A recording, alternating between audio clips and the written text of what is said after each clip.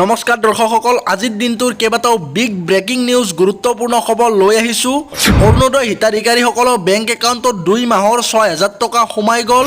লাখপতি বাইদেউৰ প্ৰথম কিস্তিত 10,000 টকা লাভ কৰা মহিলাসকলৰ বেংক একাউণ্টত 25,000 টকা সোমাই যাব। PM কিষাণ হিতাধিকাৰীসকলৰ বাবে বৃহৎ সুখবৰ। কৃষি মন্ত্ৰী পীযুষ হাজৰিকা ডাঙৰীয়াই বৃহৎ ঘোষণা কৰিছে তেওঁলোকৰ বাবে। লগতে অসমৰ মাননীয় মুখ্যমন্ত্ৰী হিমন্ত বিশ্ব শৰ্মা ডাঙৰীয়াই নিযুত মইনা, নিযুত বাবু, অৰুণোদয় আঁচনি, জীৱন প্ৰেৰণা আঁচনি, CM AAA ইত্যাদিক লৈ বৃহৎ ঘোষণা কৰিছে অসমৰ মাননীয় মুখ্যমন্ত্ৰী হিমন্ত বিশ্ব শৰ্মা ডাঙৰীয়াই। লগতে অসমৰ কৃষকসকলৰ বাবে বৃহৎ সুখবৰ, তেওঁলোকে লাভ কৰিব এইকেইটা সুবিধা। 1 জুলাইৰ পৰা অসমৰ প্ৰতিটো দৰিদ্ৰ পৰিয়ালে লাভ কৰিব বৃহৎ সুবিধা। তেওঁলোকে বছৰত 37,000 টকা পৰ্যন্ত লাভ কৰিবলৈ সক্ষম হ'ব। আৰু লগতে আছে আজিৰ দিনটোৰ কেইবাটাও বৃহৎ ঘোষণা আৰু কেইবাটাও ডাঙৰ খবৰ আছে। আপোনালোকে আটাইকেইটা খবৰ জানিবৰ বাবে ভিডিঅ'টো স্কিপ নকৰাকৈ শেষলৈকে চাই থাকক। নিযুত বঢ়াই লৈ গৈ আছোঁ। দৰ্শকসকল, আপোনালোকে মুখ্যমন্ত্ৰী মহোদয়ৰ এইখিনি কথা শুনিবলৈ পালে যে অৰুণোদয় আঁচনি, নিযুত মইনা, নিযুত বাবু, জীৱন প্ৰেৰণা এই আঁচনিসমূহ কেতিয়াৰ পৰা কি ধৰণে দিয়া হ'ব।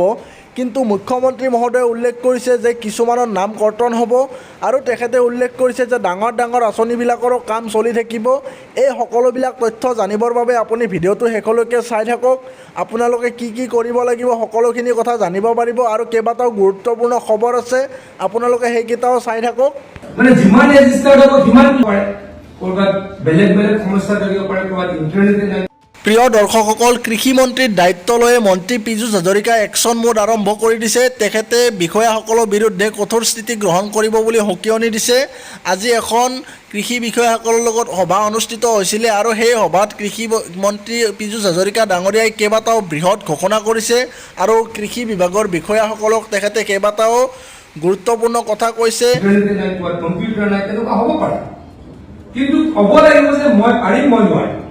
That is very simple. মানে একাউণ্টেবল হ'ব লাগিব। তাৰ পাছত আমি প্ৰথম কি কৰোঁ, প্ৰথম কৃষকৰ ৰেজিষ্ট্ৰেশ্যন বঢ়াব লাগে। তাৰ পাছত গ'লো ইমিডিয়েট আমি এই 6 লাখ ID ক্ৰিয়েট কৰিব লাগে। এই 6 লাখ ID ক্ৰিয়েট কৰাৰ পাছত বহি নাযাওঁ। এই 6 লাখ ID ক্ৰিয়েট কৰাৰ পাছত আৰু কৃষকক কৃষক সন্মান নিধি পাওঁ নেকি তাৰ কাৰণে চেষ্টা কৰিব লাগে। हम लोग तो कर सकते हैं, बिल्कुल कर सकते हैं। इनफैक्ट सर कैबिनेट প্ৰিয় দৰ্শকসকল, অন্যান্য কেইবাটাও গুৰুত্বপূৰ্ণ খবৰ। কেবিনেট বৈঠকৰ গুৰুত্বপূৰ্ণ সিদ্ধান্ত। 6 জুলাইৰ পৰা 21 দিনীয়াকৈ অসম বিধানসভাৰ অধিৱেশন অনুষ্ঠিত হ'ব। 2026-27 বৰ্ষৰ পূৰ্ণাংগ বাজেট দাখিল হ'ব। অধিৱেশনত বিত্ত বিভাগে বাজেট দাখিলৰ দিন ঘোষণা কৰিব। তাৰ পৰৱৰ্তী গুৰুত্বপূৰ্ণ খবৰ, মুখ্যমন্ত্ৰী হিমন্ত বিশ্ব শৰ্মাই ফেচবুক লাইভ যোগে অসমৰ ভোটাৰক ধন্যবাদ জনাইছে। নিৰ্বাচনত ঐতিহাসিক সমৰ্থন জনোৱাৰ বাবে ধন্যবাদ জ্ঞাপন কৰিছে। ৰাইজৰ মৰম অবিহনে 102খন আসন পোৱাটো অসম্ভৱ আছিল। জীৱনৰ শেষ দিনলৈকে এই কথা মনত ৰাখিব বুলি মন্তব্য মুখ্যমন্ত্ৰীৰ। 2014 বৰ্ষৰ পিছত অসমত অধিক শক্তিশালী হৈছে বিজেপি। তাৰপিছত আকৌ এটা তেখেতে গুৰুত্বপূৰ্ণ কথা কৈছে, ৰাজ্যৰ প্ৰতিখন জিলাতে একোখনকৈ মেডিকেল কলেজ স্থাপনৰ লক্ষ্য। প্ৰতিখন জিলাতে একোখনকৈ বিশ্ববিদ্যালয় আৰু অভিযান্ত্ৰিক কলেজ স্থাপনৰ লক্ষ্য। কামাখ্যা কৰিডৰৰ নিৰ্মাণৰ কাম আৰম্ভ হৈছে। এইদৰে মন্তব্য কৰিছে মুখ্যমন্ত্ৰী হিমন্ত বিশ্ব শৰ্মা ডাঙৰীয়াই। তাৰ পৰৱৰ্তী মন্তব্য যে 2 লাখ চৰকাৰী চাকৰিৰে নতুনকৈ সংস্থাপিত কৰা হ'ব অসমৰ নিবনুৱাক। এইদৰে মুখ্যমন্ত্ৰী হিমন্ত বিশ্ব শৰ্মাই লাইভ যোগে কেইবাটাও গুৰুত্বপূৰ্ণ ঘোষণা কৰিছে।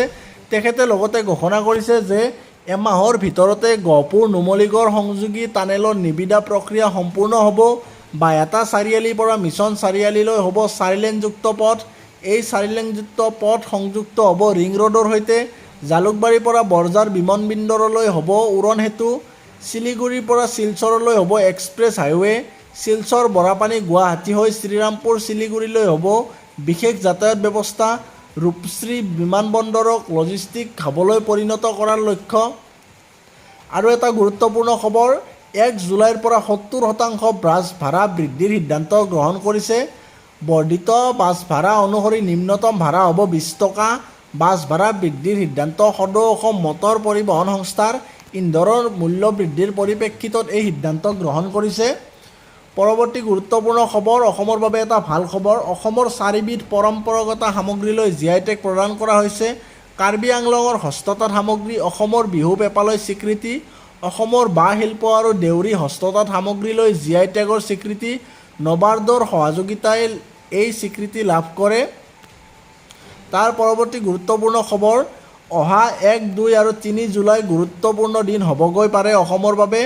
এই 3 দিনত বিদেশী আলহীক আদৰিবলৈ সুযোগ পোৱাৰ সম্ভাৱনা। প্ৰধানমন্ত্ৰীয়ে এই 3 দিনত গুৱাহাটী ভ্ৰমণ কৰাৰ সম্ভাৱনা। এতিয়ালৈকে চৰকাৰী ঘোষণা হোৱা নাই। মুখ্যমন্ত্ৰীয়ে ফেচবুক লাইভ যোগে এইদৰে ঘোষণা কৰিছে। গুৱাহাটী বিমানবন্দৰৰ পৰা গুৱাহাটী বিশ্ববিদ্যালয় এখন উৰণ সেতু হ'ব। এই কথাটো মুখ্যমন্ত্ৰী হিমন্ত বিশ্ব শৰ্মাই ঘোষণা কৰিছে। মন্ত্ৰী পীযুষ হাজৰিকাই কঠোৰ স্থিতি গ্ৰহণ কৰিব। এতিয়া কৃষি বিভাগক লৈ কঠোৰ মন্ত্ৰী পীযুষ হাজৰিকা। পুৱা 9:30 বজাত কাৰ্যালয়ত পাব লাগিব কৰ্মচাৰী বিষয়া। সন্ধিয়া 5:30 বজাৰ আগত এৰিব নোৱাৰিব কাৰ্যালয়। 15 দিনৰ ভিতৰত সকলো DO যাব লাগিব প্ৰত্যেকটো FPOলৈ। কৃষকক বীজ দেৰিকৈ দিয়া বিষয়াৰ বিৰুদ্ধে লোৱা হ'ব আইনী ব্যৱস্থা। আৰু মন্ত্ৰী পীযুষ হাজৰিকাৰ ডাঙৰ ঘোষণা, এমাহৰ ভিতৰত ৰাজ্যৰ লাখ লাখ কৃষকে পাব আনাৰস, বগৰী, কঁঠালৰ পুলি। অনাগত দিনত FPOৰ সংখ্যা বৃদ্ধি কৰাটো লক্ষ্য চৰকাৰৰ। অসমৰ 50% কৃষি ক্ষেত্ৰত ব্যৱস্থা কৰা হ'ব জলসিঞ্চনৰ। এইদৰে পীযুষ হাজৰিকাই বৃহৎ ঘোষণা কৰিছে। আৰু মুখ্যমন্ত্ৰী হিমন্ত বিশ্ব শৰ্মা ডাঙৰীয়াই নিযুত বাবু, নিযুত মইনা, জীৱন প্ৰেৰণা ইত্যাদি আঁচনি আগষ্ট মাহৰ পৰা নিয়মীয়াকৈ লাভ কৰিব বুলি ঘোষণা কৰা দেখিবলৈ পোৱা গৈছে। শিক্ষাৰ্থীৰ স্কুল বেগক লৈ কঠোৰ হৈছে প্ৰশাসন। ছাত্ৰ ছাত্ৰীৰ স্কুল বেগৰ ওজন নিৰ্ধাৰণ। প্ৰথম পৰা দ্বিতীয় শ্ৰেণীৰ বাবে 1.5 কিলোগ্ৰাম। এই ধৰণে তেওঁলোকে এই চাৰ্টখন অনুযায়ী নিৰ্দেশনা দিছে। শিৱসাগৰৰ পিছত বঙাইগাঁৱতো এই নিৰ্দেশনা জাৰি কৰিছে যাতে শিক্ষাৰ্থীৰ স্কুল বেগৰ ওজন কম হয়। এই ধৰণে কেইবাটাও বৃহৎ গুৰুত্বপূৰ্ণ ঘোষণা আজিৰ দিনটোৰ